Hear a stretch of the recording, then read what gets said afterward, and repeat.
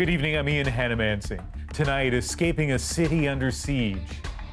We were sitting just under the shelling and we didn't know what was happening. It was really terrible. Harrowing tales of escape. Why Russia is blowing Mariupol apart. Also tonight, no word of survivors after a passenger plane fell out of the sky. What brought down a 737 in China? And this could be the most devastating thing that we've seen. The government under pressure to act as the strained supply chain takes on a railway work stoppage. Plus, facing Republican rumblings, Will and Kate go on a charm offensive in the Caribbean. But not everyone's rolling out the welcome wagon. This is The National. Nowhere is the full terror of the war in Ukraine more apparent than in the besieged city of Mariupol. With each day, the images coming out of it grow more disturbing. Under relentless attack for 3 weeks now, mass graves and near total destruction tell the story. The city nearly completely cut off, making it difficult to get a clear picture of what's happening. By some estimates, as many as 300,000 people are trapped in desperate need of food, water, and medicine. Tonight, we'll look at the strategy driving Russia's brutal onslaught and hear from some who have managed to escape it about the terrifying tragedy they have lived through. Susan Ormiston begins our coverage in Lviv tonight, speaking to a woman who recently fled Mariupol about the ordeal she's been through and the terrible image she can't get out of her mind. Вот это моя кровать, вот здесь я сплю. Tatiana Bulkina had her first good sleep in a month in this Lviv shelter, on the floor but warm and safe. She escaped her bombed and blackened city, Mariupol, on Friday, after 3 harrowing weeks trapped in her basement, nearly out of water and food. But she did get out, still tormented by the siege. Ужасное пекло, ужасное пекло. A horrible hell. While I was going out to find water, I saw a young man, his face burned out, leaving only his skull and his eyes. Голова, череп весь. Tatiana, do you still see those images, even though you're safe here? Ну, его не забудешь. Не забудешь ничего. It's impossible to forget. So you're worried about those you left behind? За всех людей. I'm worried about everyone. I left my husband, my son, and I'm afraid they could die. Я боюсь, чтоб они... Russian troops are everywhere in the city, Tatiana confirms. Soldiers' bodies lying in the streets. No one has buried them. Russia demanded Mariupol surrender by dawn Monday. That was rejected flat out by Ukraine's leaders. They can destroy the whole country and kill all citizens, all population. That's the way to win. We never give up. But Russia's intent on squeezing the strategic port city, most humanitarian aid can't get in and getting out is dangerous. Ukraine accused Russia of shelling buses of evacuees again Monday, sending 3 children to hospital. Tatiana had 10 minutes to leave her home. She took her ID and a coat, said goodbyes to her family, and drove out with a local priest. With internet and cellular service cut, she hasn't heard from them since. And Tatiana, what do you think about the Russians who did this to your city? Идиоты, идиоты. Idiots. They didn't spare people, children, not buildings, nothing. They don't have any humanity. She had to leave her cat behind, too. A surrogate, here at the shelter, is a rare comfort. Mariupol, cut off and suffering, is a crisis. 2,300 people have already died, and that number could be higher, according to local officials. The picture's still clouded by bombardment and fears that the city could fall. Susan Ormiston, CBC News, Lviv. Let's take a closer look at Mariupol and why it's been the focal point of such relentless attacks. It's in the southeast of Ukraine, on the Sea of Azov, between Crimea and the Russian-controlled areas of the Donbass region. And for some analysis, let's bring in Walter Dorn, an expert in military strategy with the Royal Military College of Canada. And Walter, what is Russia's military strategy in going after Mariupol? Mariupol is such a strategically important city It forms the land bridge between the stronghold in eastern Ukraine and Russia and Crimea, where the Russian Navy has had bases for over 2 centuries. So this city stands to link those two together, and when they can create the combination of forces, they'll be much more powerful. And what about this strategy of Russia's? Why are they trying to create a siege here and just batter the city, including civilian targets? Yeah, the motivations are hard to understand, but it could very well be that they're trying to show an example to the rest of Ukraine that if you do resist, then you will suffer this kind of pain and damage, this heart-wrenching scenes that we see out of Mariupol. And I hate to use the word win, but do you think the Russians will win, at least in this city? I think they'll overtake the city and there'll be street-to-street fighting, and eventually they'll get control of it unless there's some peace agreement or ceasefire before then. But right now it looks like Russia has the advantage, and it's just demolishing that very historic and important city.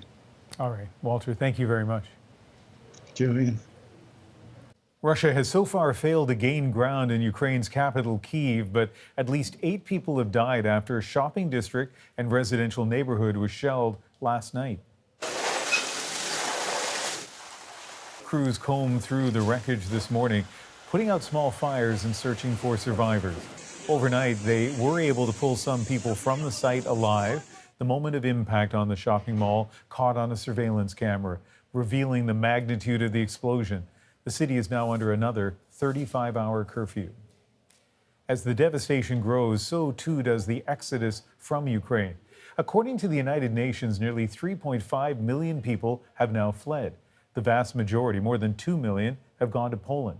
As Salima Shivji reports, in the capital Warsaw, there is so much need. The city is struggling to keep up, and it's calling on Canada to help. Far from the bombs and the shelling, Yaroslava Shumik is trying to create some kind of normal. But the pain of her abrupt departure from Kyiv is raw. Her 3-year-old son keeps asking for his father. And he was crying for the dad. And I knew that it will be for a very long time that I will not have an answer when he will see him. Hugs and puzzles are what get them through the days. And the help of this Polish couple, who opened the doors of their small apartment without a second thought.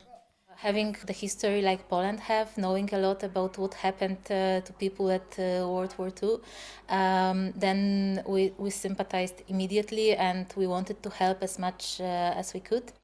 They barely had time to prepare before they were paired with their guests. That's how desperately this capital city is trying to absorb a sudden spike in population, 20% in a few short weeks. There's an outpouring of support for Ukraine, but volunteers are stretched thin, and Warsaw is heaving from the strain. At the country's largest stadium, a crush of refugees wait anxiously. A full day outside, only to get a wristband to wait again inside for Polish identity papers to work, access healthcare, and go to school in their temporary landing spot. It's so hard, Tatiana says, wrangling restless children and standing in line. Here at the Canadian Embassy in Warsaw, there's another long line. Weary Ukrainians waiting to give their biometrics, fingerprints, and photos to get the okay to go to Canada. Minutes ahead of our time. It's slow going. We came and we saw this huge line and a lot of chaos up front where people are trying to cut in because, livelihood is at stake. And it's only the start of a long process to alleviate the weight of so many refugees converging on Poland. Warsaw's mayor has been pleading for more help from countries like Canada. I would simply say as quickly as possible and with minimum red tape. But the weight of the war is harder to erase for a mother running on instinct. I saved my babies. Now I need to make the other step, how to live, what to earn, to find a job. So, as daunting as that may sound, she says that's the easy part. She can control it, unlike the explosions back home. Salima Shivji, CBC News, Warsaw.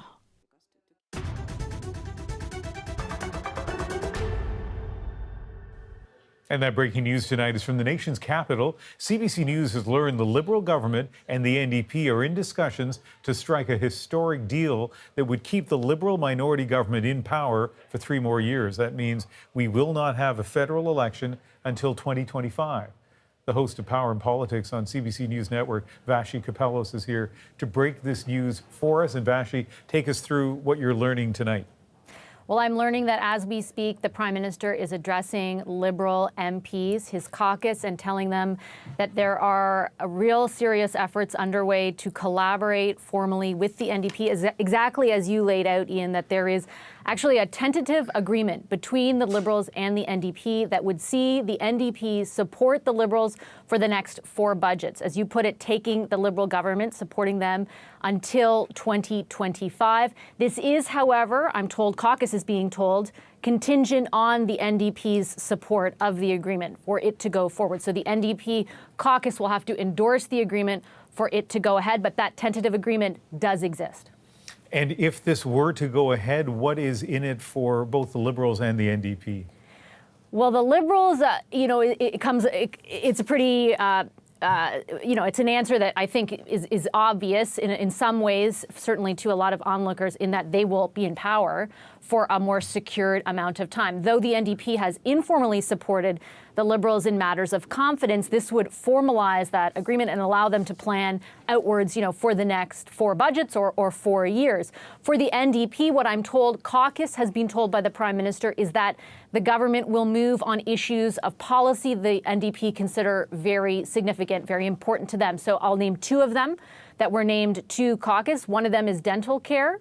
The NDP had looked for more universal dental care. There are some specifics in the agreement about that. And then pharmacare.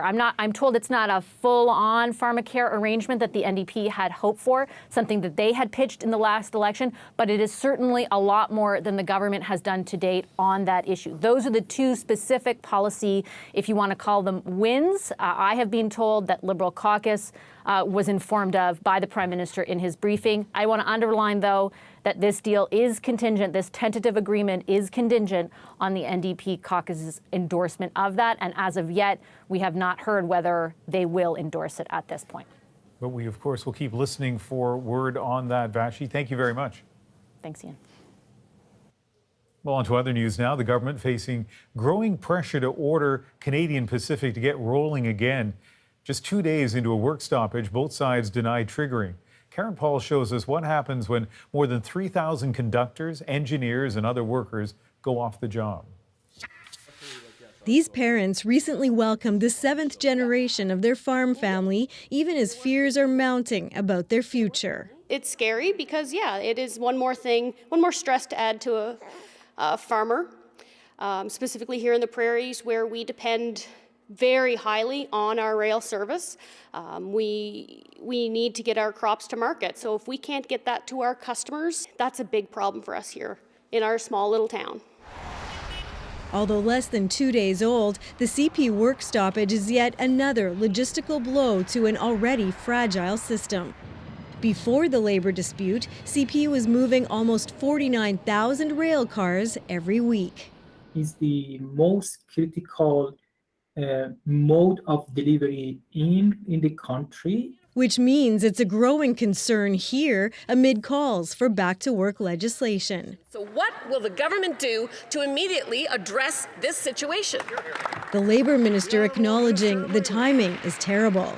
Canada's supply chains are still reeling from the BC floods, from COVID-19, and now a Russian invasion of Ukraine. I am here in Calgary. I am urging the parties to reach an agreement. Not everyone is in favor of government intervention. Instead, there should be pressure applied on the employer to return to the negotiating table and to work out a deal with workers. But industry and farm groups are calling on the government to take quick and decisive action to end this dispute. This could be the most devastating thing that we've seen. As he checks on his barley, this farmer is torn. Luckily, we live in a place like Canada where people do have the right to strike and the right for workers to stand up for a better living wage, and I support that as well. Negotiations are ongoing with the help of a federal mediator. Neither side is talking about the progress, but there's no doubt they're feeling the pressure too. Karen Pauls, CBC News, Winnipeg.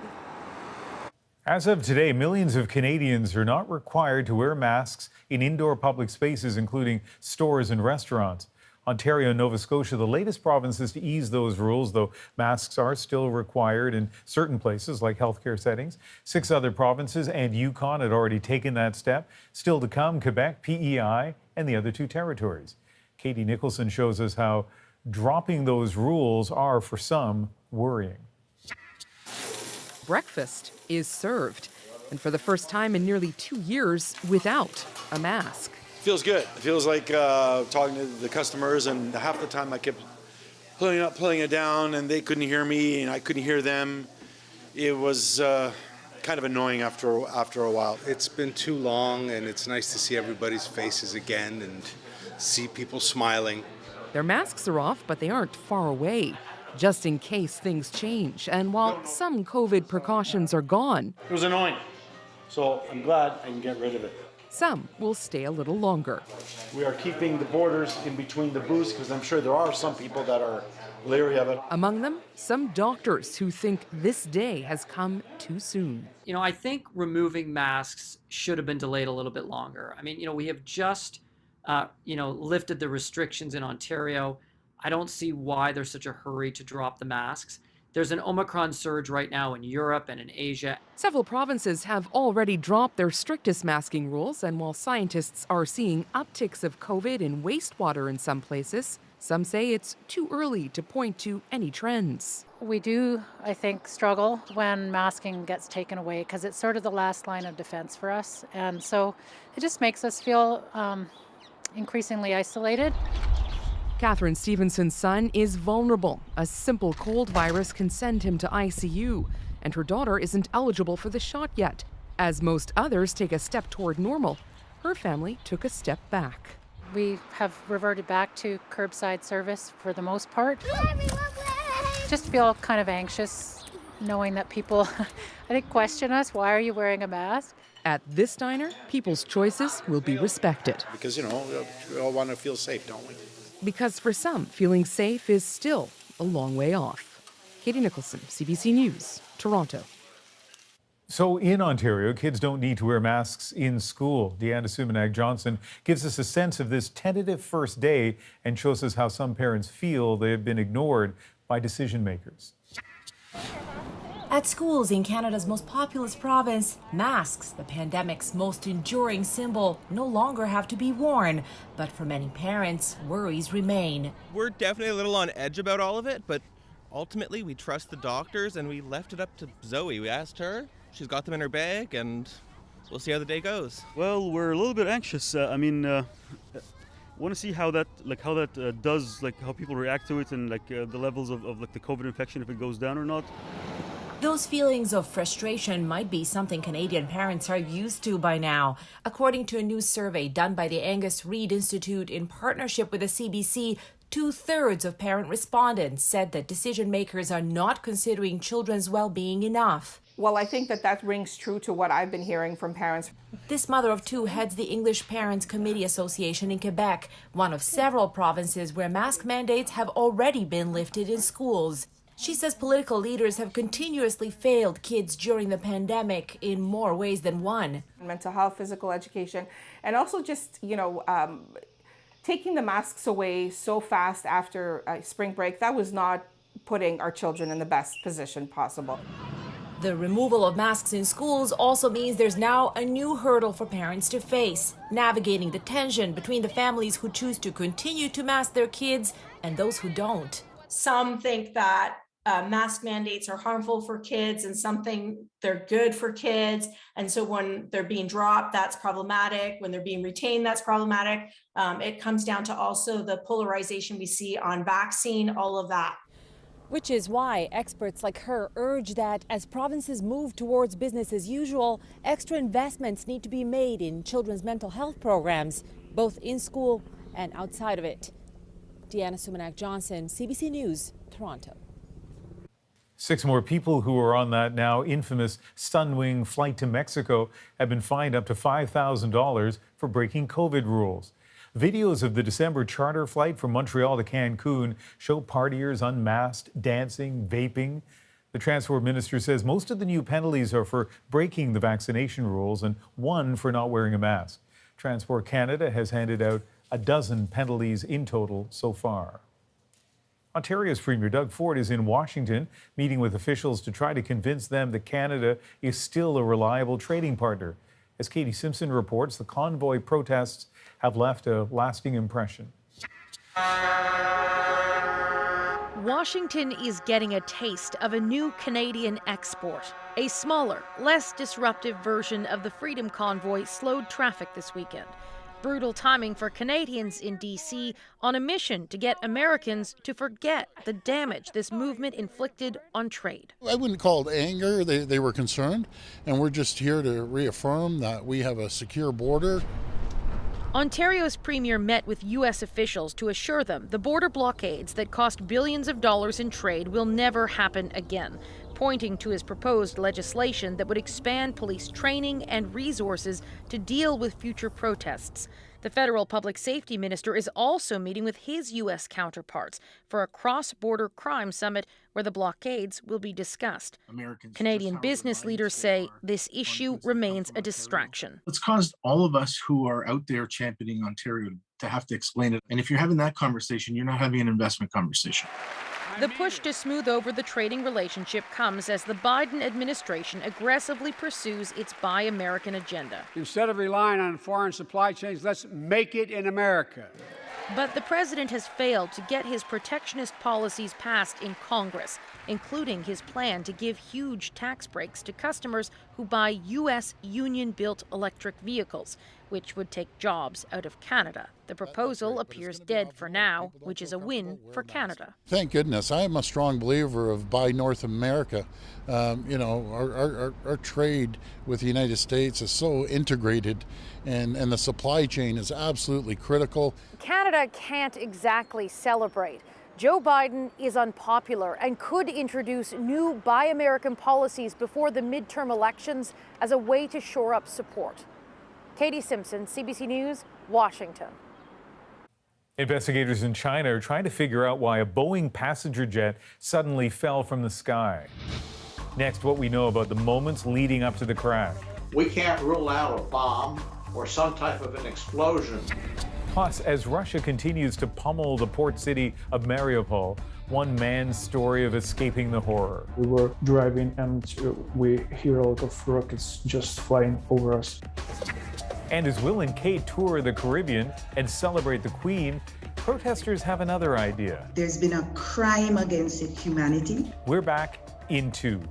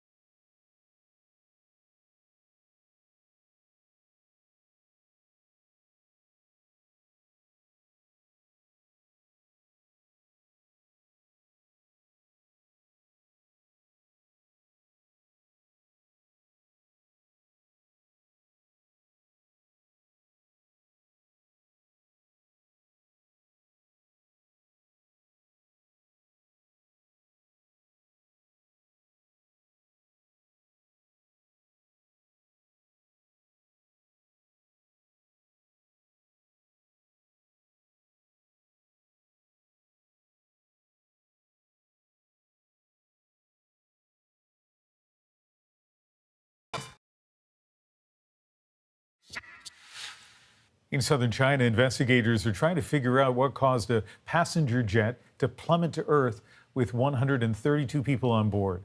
The China Eastern flight was en route from Kunming to the industrial center of Guangzhou. As Sasha Petrusik tells us, the jet was at cruising altitude when suddenly it took a steep dive and slammed into the ground near Wuzhou. The crash came as breaking news in China, as a shock to friends and relatives waiting at the airport in Guangzhou. 132 people would not be arriving this afternoon. For a colleague of one passenger, the hard part was calling his mother. She sobbed, he says. She didn't believe her 29-year-old son was gone. The end of China Eastern Flight 5735 seems unbelievable to many. A Boeing 737 cruising at some 29,000 feet in good weather suddenly nosedives, dropping straight to the ground in just over 2 minutes. Not a word to air traffic control, say Chinese officials. For one driver below with a dash cam, the plane appeared briefly as a vertical streak, plummeting. The wreckage setting the bamboo forest below on fire. Searchers arrived quickly and worked into the night, but Chinese media reported seeing no survivors. The crash surprised experts, too, who say this version of the 737 has a good safety record. It's got quite a track record and a long history. It's just an excellent airplane.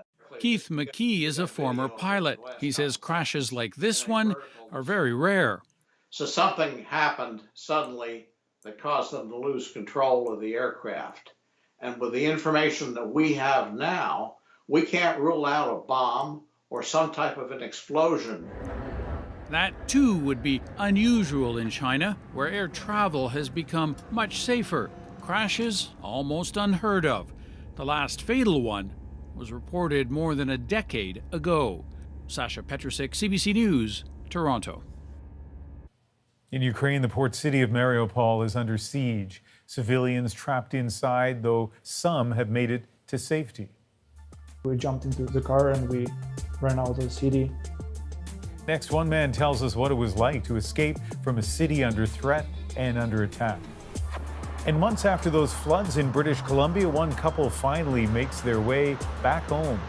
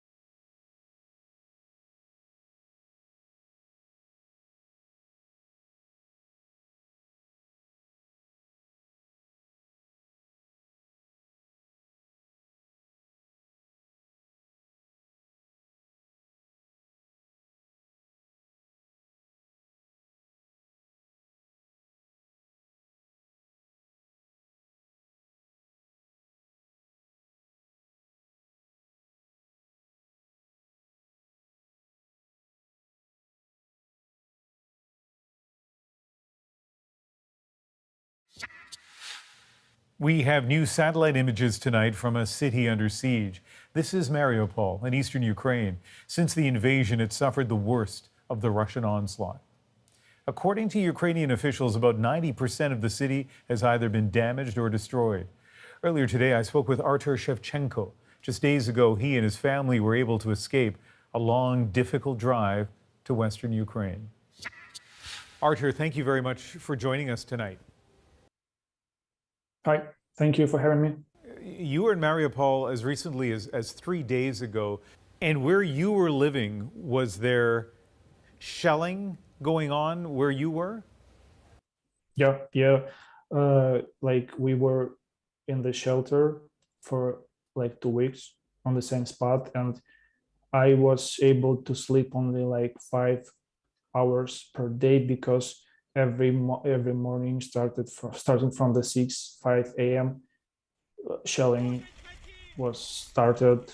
It was constant shelling, and it started from the suburbs of the city, and day by day it was hitting the center of the city, all of the districts.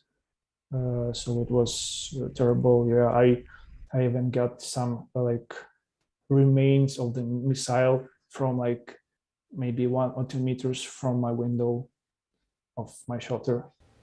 And you were living there with your family, your extended family. What was it like getting food and water? It was impossible to get some food because there were no like 0 working shops.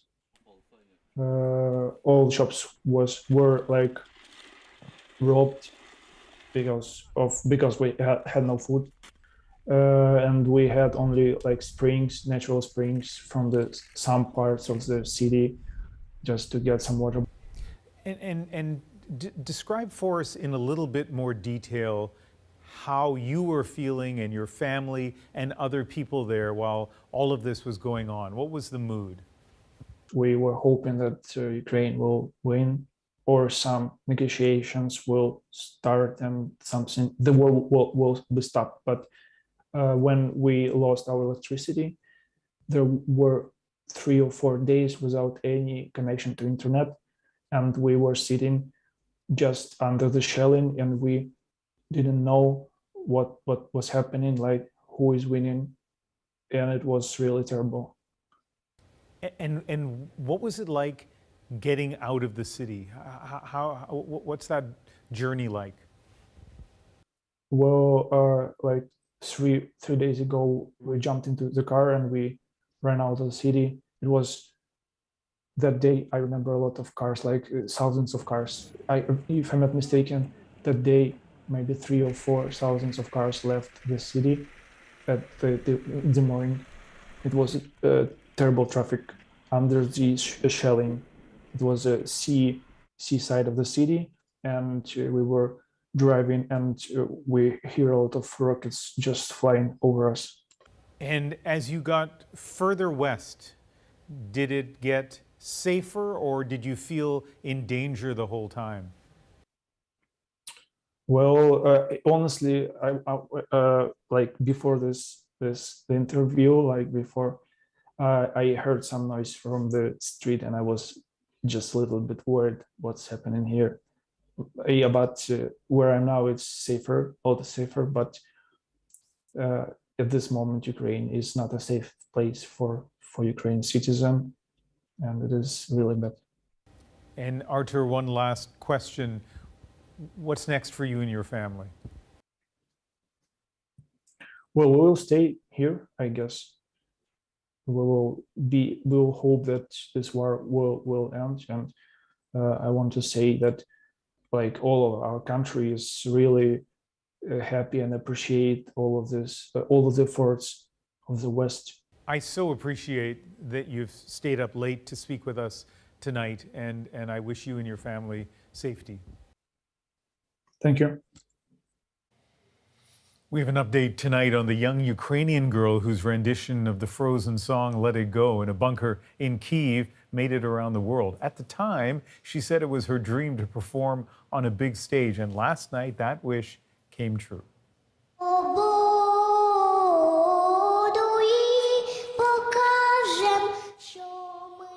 7-year-old Amelia singing the Ukrainian anthem at a charity concert in Poland.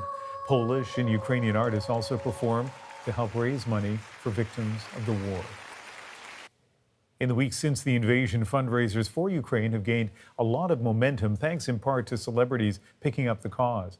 Lindsay Duncombe looks at some of the creative efforts to raise funds. Hi everyone. This is the changing face of celebrity activism. Меня зовут Ирина. Я сегодня оккупировала... Retired soccer player and megastar David Beckham handed over his Instagram stories to the head of a perinatal hospital in Ukraine. She shows how babies are cared for in the basement between air raid sirens. There's a link to donate to UNICEF. Actor Mila Kunis, who was born in Ukraine, and her husband Ashton Kutcher have launched their own fundraising campaign, raising more than $34 million US. Our collective effort will provide a softer landing for so many people as they forge ahead into their future of uncertainty. The couple earned a personal thank you from President Volodymyr Zelensky himself. Celebrities becomes the leaders, really drawing the whole world's attentions to the message they want to send out. Social media brings people into celebrities' lives, a cultivated intimacy that increases their power to connect and persuade. Take Arnold Schwarzenegger's direct appeal to Russians. The strength and the heart of the Russian people have always inspired me.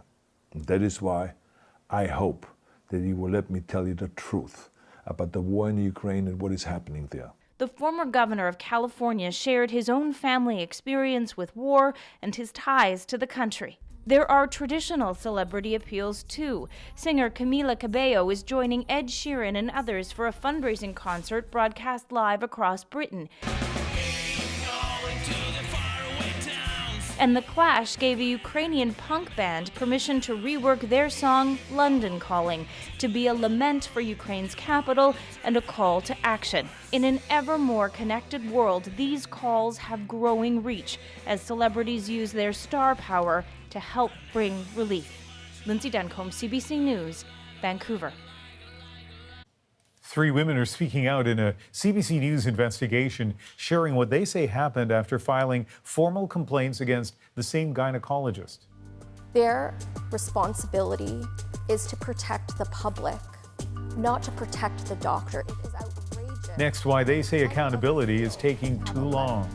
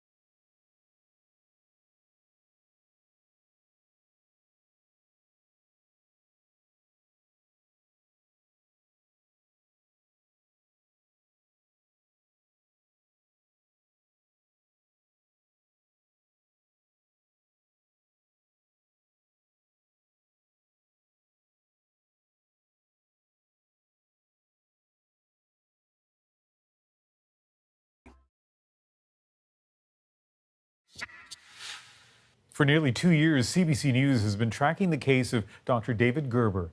The Toronto gynecologist has been accused by multiple women of misconduct, allegations he vigorously denies. Tonight, 3 of his former patients say the Ontario regulatory body that investigates doctors is dragging its feet, leaving them feeling re-victimized.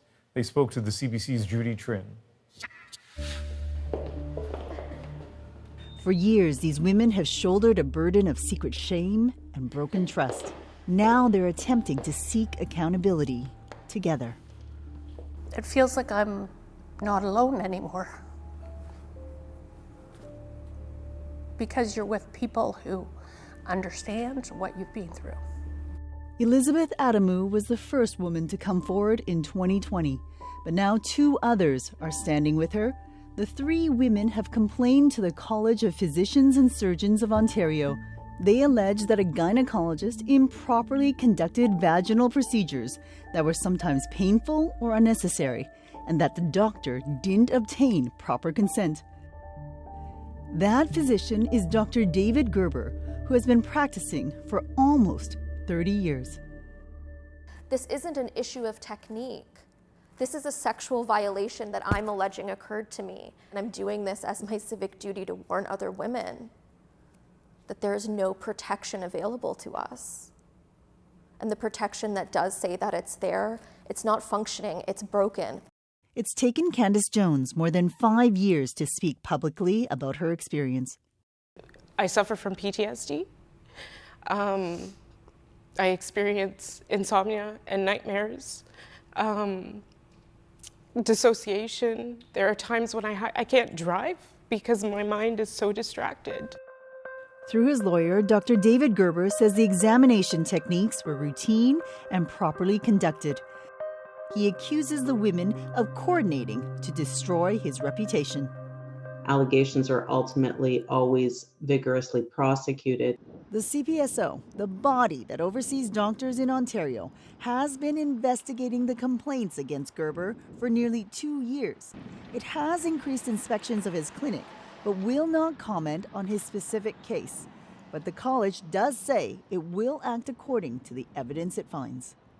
The allegations that are ultimately sent to the discipline committee, if there is a referral, are the allegations that the screening committee determines are most appropriate and can be established. During its investigation, the CPSO warned these women not to speak to each other, a routine practice the women find insulting. For the insinuation that women coming together to go to the police or go to the CPSO to get them to pay attention is being misconstrued as corroborating. It's outlandish. After leaving her in the dark for months, the college then gave Jones just 7 days to turn over all emails and texts about Gerber or risk being charged with contempt of court. The isolation that is expected of us from the CPSO, that we cannot communicate with each other. We are not supposed to provide support to one another. For the integrity of the process. Exactly, for the integrity of the process. It is crucial to our survival in getting through this. The women also want their claims investigated as sexual boundary violations. Under the CPSO's own policy, doctors should explain the scope of procedures and obtain consent before examination. Instead, the CPSO is pursuing their allegations as instances of dishonorable conduct. A doctor committing dishonorable conduct could be a doctor that swears at you. I mean, how dummied down do you get? All of us are patients, therefore all of us are at risk. Senator Mary Lou McPhedran won't comment on the Gerber case, but sees a troubling pattern with the CPSO. Of the sexual boundary complaints that she has reviewed over 3 decades, McPhedran says more than half are investigated as lesser infractions. They'll find a way to not say the word sexual. And the moment you see that, you see that a path is being created that is a path to lesser consequences, lesser degree of responsibility, and less respect for what patients are reporting. Gerber says nurses were present for each encounter and they never observed him acting in a physically or sexually abusive manner. In the meantime, more women have come forward. There are now at least 11 patients who have filed misconduct complaints against Dr. David Gerber. Their responsibility is to protect the public, not to protect the doctor. It is outrageous. Just a few days ago, Jones learned the complaint she filed more than a year ago was dismissed.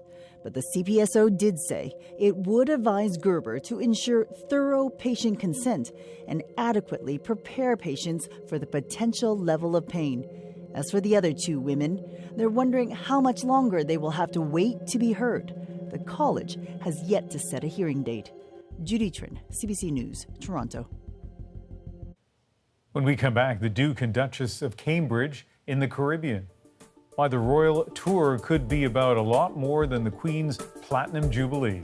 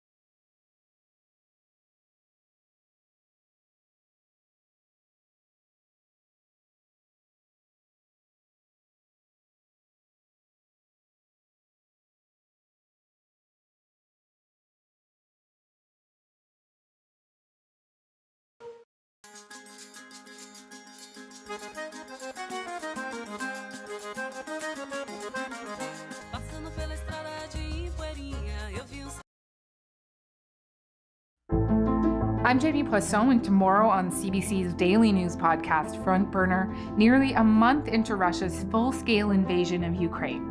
A snapshot of the state of the war that's displaced an estimated 10 million people. Subscribe wherever you get your podcasts. The U.S. Senate heard today for the first time from Joe Biden's nominee, who would become the first black woman on the Supreme Court. Thank you for this historic chance to inspire future generations and to ensure liberty and justice for all. If confirmed by the Senate, 51-year-old Judge Ketanji Brown Jackson will replace Liberal Justice Stephen Breyer. Jackson will face questions from senators tomorrow and Wednesday. A simple majority vote is needed for her confirmation. The Duke and Duchess of Cambridge are on a Caribbean tour, officially to mark a major milestone for the Queen. But as Ellen Morrow reports, many see this as a promotional tour to keep the monarchy alive in the Caribbean. The moments royal tours are made of. The Duke and Duchess of Cambridge dancing with locals in Belize. A visit officially to mark the Queen's 70 years on the throne. Also being dubbed a charm offensive, an attempt to sway Caribbean nations to hang on to the monarchy.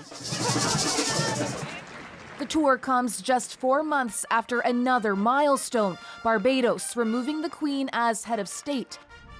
A decision born of Britain's brutal colonial legacy of slavery. They've sent the beautiful couple out there to woo those Caribbean nations that still have the Queen as the head of state. This professor says Barbados's path is an important one. What has the British Empire offered the English-speaking Caribbean? It's a traumatic and brutal legacy. The royals touched down in Belize Saturday, the start of a week-long tour that's already seen a protest. This is our land! Angry local villagers locked in a bitter land dispute with the conservation agency supported by the royal family forced a last-minute change to the couple's planned first stop. Wow, look at that. Still, it was all smiles for the Duke and Duchess, even as another protest looms when they arrive in Jamaica. There's been a crime against humanity. Rosalie Hamilton was the first to sign an open letter denouncing the visit and calling for reparations. Well, I think the British monarchy and the British family, the royal family, have directly benefited from the institutions of slavery and colonization. We've had a lot of chocolate. Oh my goodness. Despite so much pain, the royals have still largely received a warm welcome. The pressure on this younger generation to help keep the monarchy's reach intact. Thank you, everyone. It's very nice to see you guys. Nice to see you. Bye-bye. Ellen Morrow, CBC News, London. Months after they were pushed out of their home by that historic flooding in British Columbia, we had no less than 22 people show up. the moment a couple could finally return home. Our moment is next.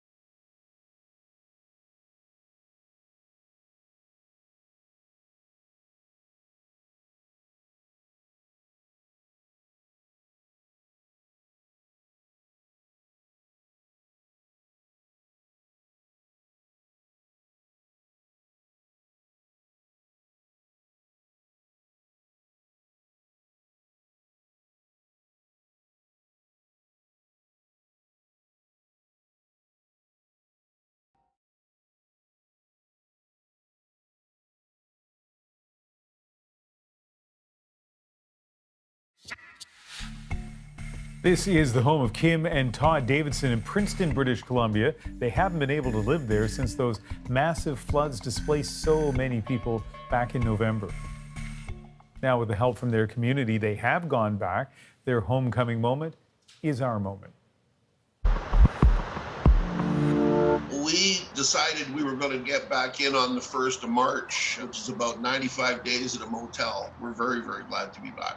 The water ultimately got up to be about 6 feet deep in our area, which is about the worst in Princeton. The house apparently was built in 1910, so it's quite old. It's a lovely house and it was extensively damaged. It has been the support of volunteers and our friends and the organizations that get busy in these cases. Well, the very first day when we were able to get in and attempt to clean up, we had no less than 22 people show up. I felt very hopeless and helpless at the beginning. But like Todd said, we couldn't have done it without this town.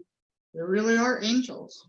Despite the flood, I wouldn't want to be any other place. It's that sense of community. It's really special. You see all that stuff piled up outside, and you can imagine what a huge job it was, but lots of people helped out. The Red Cross, a local Baptist church, and others donated money, and there they are, back in their home near the river, and going to give it another try. That is the National for March 21st. Good night.